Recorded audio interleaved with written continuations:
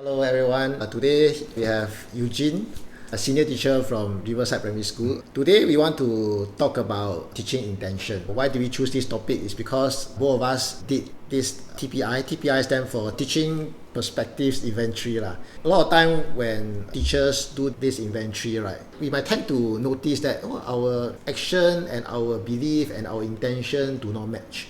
So maybe you can start talking about what is teaching intention first. Actually, I first thought about this when there was a teacher leaders network, and we were talking about how to infuse 21cc into our lessons, and then it sparked off a debate. Already have so many things to teach, students to manage. Where do we still have time to teach 21cc? And of course it was getting late, so at about 5 plus the meeting was called to a stop, and that's why I went home and continued to think about it. And I realized that actually E21cc helps my lessons be more productive, more organized, helps my students be more self-directed because they can make decisions better. They are able to guide each other because they learn to communicate well. So I thought, what is this thing that runs parallel to my teaching actions? Because a lot of times, if my strategy doesn't work out, I realized that I would improvise. And what do I base on when I improvise? I realized that it's my teaching intention. Yes.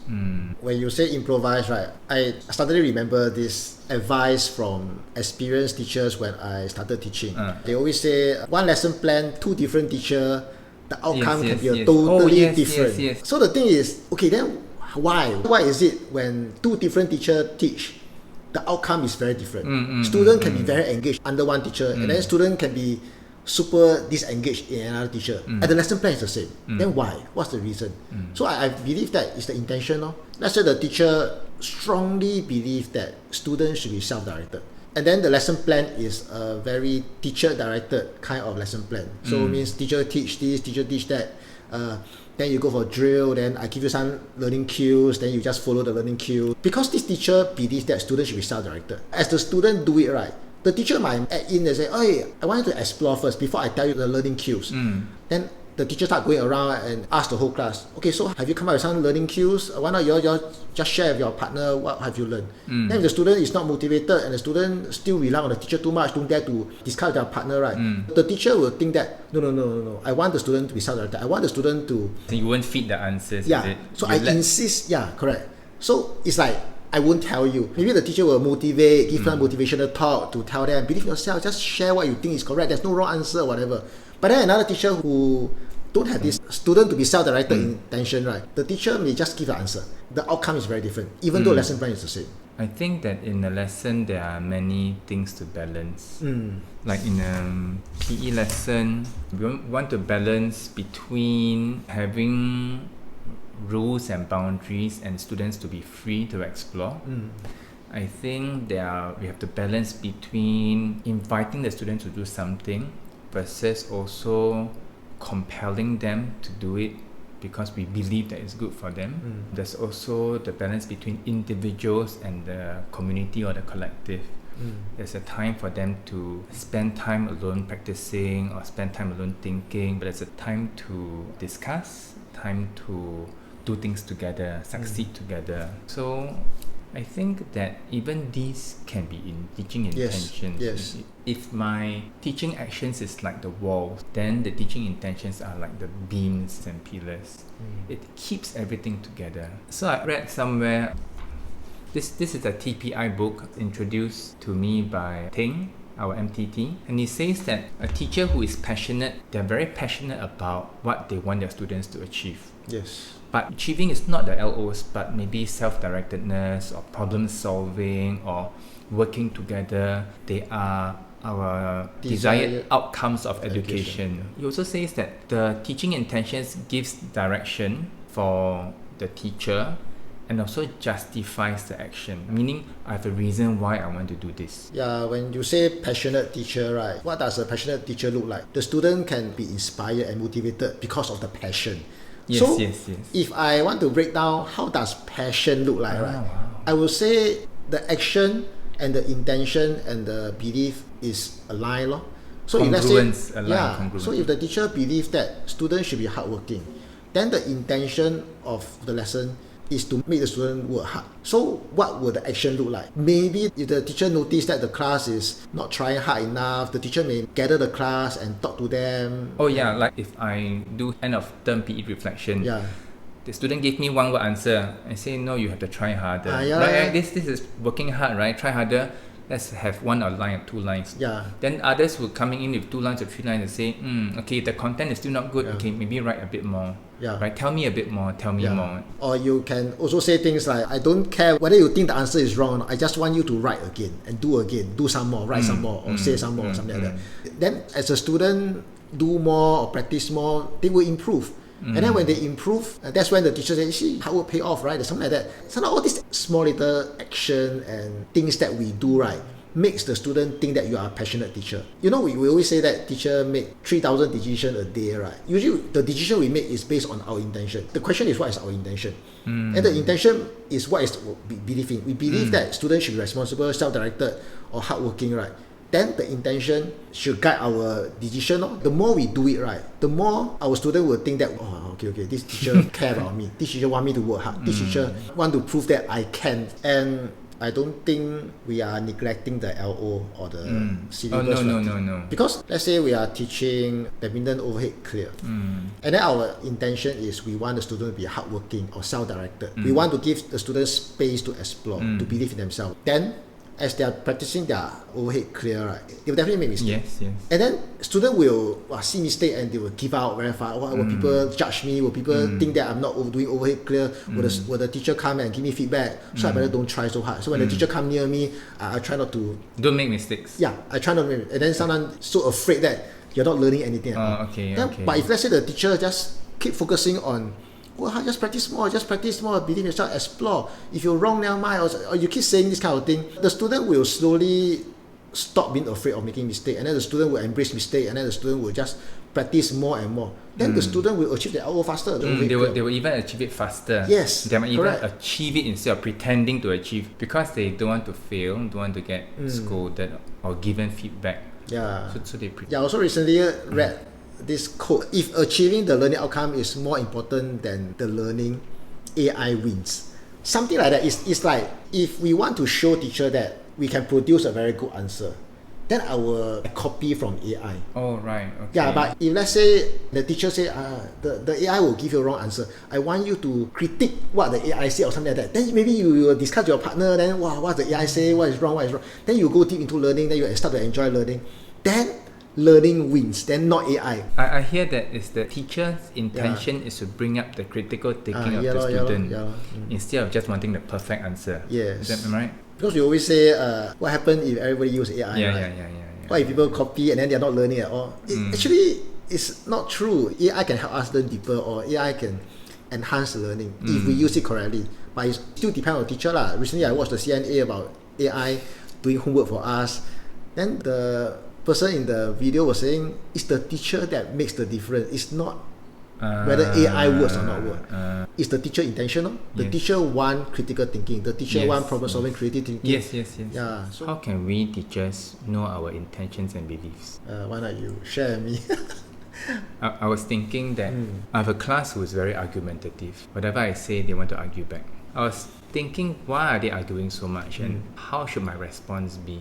Getting them to, okay, keep quiet, listen to me talk. Once they hear me tell them keep quiet, I have instructions to say, they switch off. Then I find that the instructions doesn't get through. But when I allow them to talk, I listen to what they say, and then their minds start to open. I realize that this class needs to talk, then they can hear. So I have to slow down all my lessons, simplify them, so that I give them time to talk.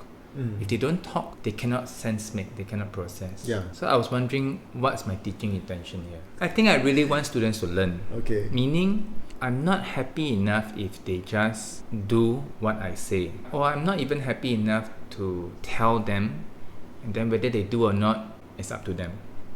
I think I'm not happy with that. I'm satisfied with the lesson. Maybe they understand first, then they can do it. If they can understand, they can do it, then they will enjoy. My lesson is designed this way, for them to understand, do, enjoy. Of course, learn in the process. Let's say if I have only one period of 30 minutes, actually cut, this front and back is left 20, maybe 15. I just want to get started. So I try to rush through the instructions, but they cannot. They feel very frustrated that they cannot ask me questions.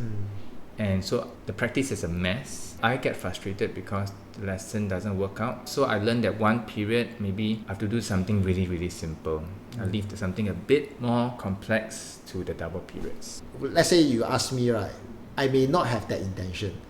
Because to me, from my background, I used to do very badly for exams and all that. That's why when I became older, I told myself to believe in myself, to dare to do things that I really believe in. So as I teach, right, I tend to notice our students believing themselves. Last time when I was studying, right, when I struggle, right, nobody is allowing to help me. Teachers don't let my friends... Cannot talk in class. I struggle, I cannot even copy.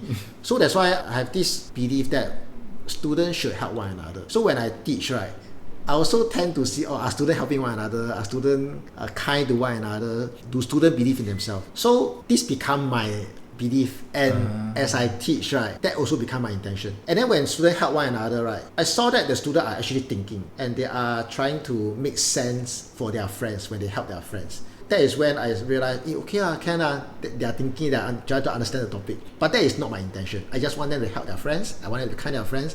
I want them to believe in themselves.